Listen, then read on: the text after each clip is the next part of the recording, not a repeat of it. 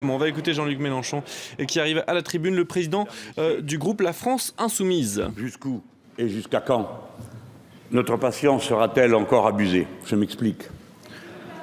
La France Insoumise attendait avec intérêt et concentration votre discours. C'est le seul qui compte, car c'est lui qui va être suivi d'un vote solennel sans lequel vous ne pourriez pas gouverner. Et puis nous avons eu 2 longs post-scriptum du discours du président de la République durant 2 heures. Pourquoi pas? Mais moi, je n'ai que 10 minutes. Que reste-t-il de l'apparence même d'un débat parlementaire dans de telles conditions? Et je veux vous le dire pour vous rendre hommage, votre discours mérite mieux que 10 minutes de commentaires. Mais je n'ai pas non plus de temps pour vous faire des compliments. J'avais prévu de convaincre. J'en reporte le projet. Je ne peux me contenter que d'informer et de dénoncer. Nous ne voterons pas le soutien au gouvernement, vous le saviez. Nous serons le seul groupe dont aucun des membres ne votera ce soutien, je veux le souligner. Mais nous ne voulons pas être seulement votre opposition. Nous nous présentons comme l'alternative au monde que vous représentez. Il faut qu'il y en ait une, car le sol se dérobera bientôt sous vos pieds.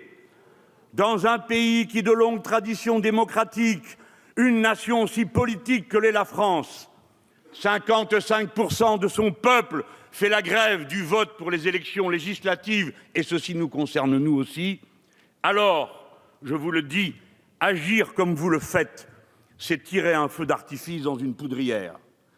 Car vous croyez dominer la situation en cherchant à passer en force sur des sujets essentiels qui touchent au cœur même de la nation et de son existence. Vous entrez dans le régime du coup de force permanent, et cela non pour changer d'urgence les recettes libérales qui nous ont conduits au désastre actuel, mais pour au contraire en élargir sans limite les domaines d'application. Cette ligne moyenne européenne que vous ne cessez d'évoquer, c'est la ligne de flottaison en dessous de laquelle sont tirées les munitions qui coulent la nation, détruisent son État, ses services publics, étranglent la Grèce, condamnent au sous-développement tout le vieux continent. Nous n'avons pas élu Madame Merkel.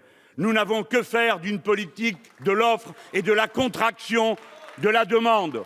Le pays est d'abord riche de ses demandes. Vous, coup de force, vous vous donnez 8 jours dans cette Assemblée pour disposer par le moyen des ordonnances du droit de renverser tout l'ordre public social de notre pays et sa hiérarchie des normes. 8 jours pour abolir les résultats de 100 ans de lutte et de compromis social, de mai 36 à mai 68, en passant par le CNR. Vous voulez tout disloquer en 2 votes. Nous appelons cela un coup d'État social. Et nous, parlementaires, nous n'aurions pas le droit de toucher ni à une ligne, ni à un virgule de ces textes qui, pour nous, sont tant de choses. Qui vous a demandé de le faire? Sinon le MEDEF, une organisation sans représentativité, accaparant la parole de tous les patronats, pourtant aussi divers que les entreprises. Le peuple des métiers, celui qui crée seul toute la richesse de la patrie, aspire à autre chose, de la visibilité dans la vie professionnelle, de la sécurité, des bonnes payes, des retraites décentes. Il demande la fin du scandale des 9 millions de personnes réduites à la pauvreté dans la 5e puissance du monde, la fin du scandale des 565 morts par an sur le poste de travail, des 1200 personnes qui décèdent de maladies professionnelles chacune de nos années, des 31 000 enfants sans domicile fixe, des 2 000 morts dans la rue, des 2,5 millions d'illettrés dans la grande et splendide France. Comment cela est-il possible? N'est-ce pas l'urgence des urgences? Coup de force encore, cette fois-ci contre l'ordre démocratique du pays. Vous pensez bouleverser tout le régime des libertés individuelles en moins d'1 mois. Vous avez décidé de transposer dans le droit ordinaire les dispositions de l'état d'urgence. Le président de la République lui-même a dit qu'il fallait en libérer le pays des contraintes de cet état d'urgence. Mais alors pourquoi le faire entrer dans la loi ordinaire? On nous promet que cela sera réservé aux terroristes, mais vos prédécesseurs disaient de même. Mais 80% des mesures effectives de privation de liberté prises dans ce cadre l'ont été contre des syndicalistes et des militants écologistes. Pourquoi croire qu'il puisse en aller autrement dorénavant? Nous vous le redisons, l'état d'urgence permanent mis dans la loi ordinaire, c'est la victoire de l'ennemi, à la fois parce qu'il prend toute la société en otage de sa violence, mais aussi parce qu'il lui injecte en ce recul de liberté qui est le cœur de son projet et le contraire du nôtre, à nous tous, sur tous les bancs. Coup de force encore, quand le président menace les assemblées d'un plébiscite si elles refusent de voter la réduction du nombre des parlementaires qu'il souhaite, sans nous expliquer pourquoi. Moins de députés, ce serait plus de démocratie? Ah bon? Quoi? C'est trop de 2 sièges en Ariège? Il y en avait 5 sous l'Ancien Régime. Je vous mets en garde contre la démagogie anti-parlementaire et l'instillation d'une méfiance généralisée contre les élus. Si vous voulez moraliser la vie politique du pays,